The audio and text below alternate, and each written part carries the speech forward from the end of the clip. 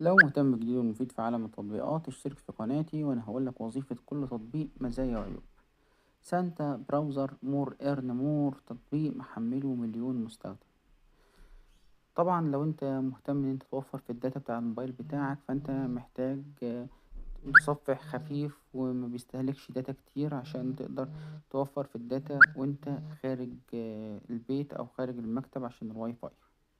سانتا تطبيق خفيف وحجمه صغير وسريع جدا، تقدر عن طريقه ان انت توفر في الداتا.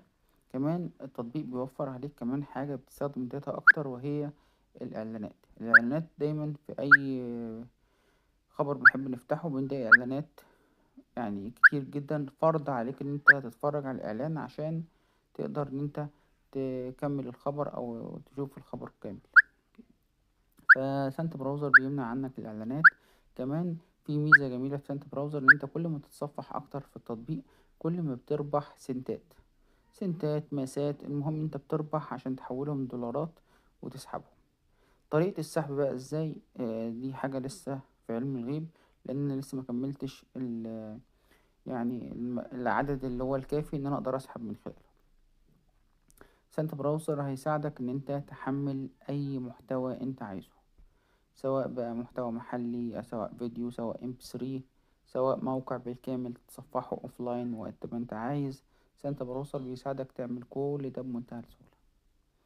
فلو مكنتش تعرف سانتا براوزر قبل كده، انا بقولك ان التطبيق لسه جديد ومحمله مليون مستخدم وتقدر تستخدمه وتكتب لنا تقييمك او تعليقك على التطبيق تحت الفيديو عشان الكل يستفيد من خبرتك في الفيديو.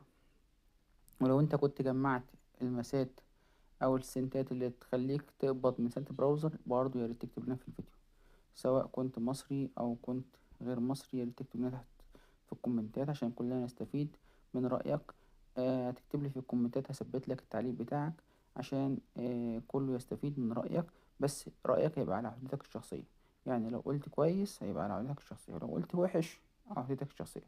احنا هنا في التطبيقات ما بنتكلمش عن تطبيق بأي أغراض، لا احنا بنتكلم الحلو بنقول عليه حلو والوحش بنقول عليه وحش عشان كلنا نستفيد وما فيش حد مبرمج او صاحب تطبيق يضحك على المستخدمين. فلو ما كنتش عارف تطبيق قبل كده وعرفت من خلال قناتي، شير ولايك وسبسكرايب. لينك التطبيق هسيبهولك في الديسكريبشن لو حبيت تحمل تطبيق. اشوفكم على خير في فيديو جديد. السلام عليكم.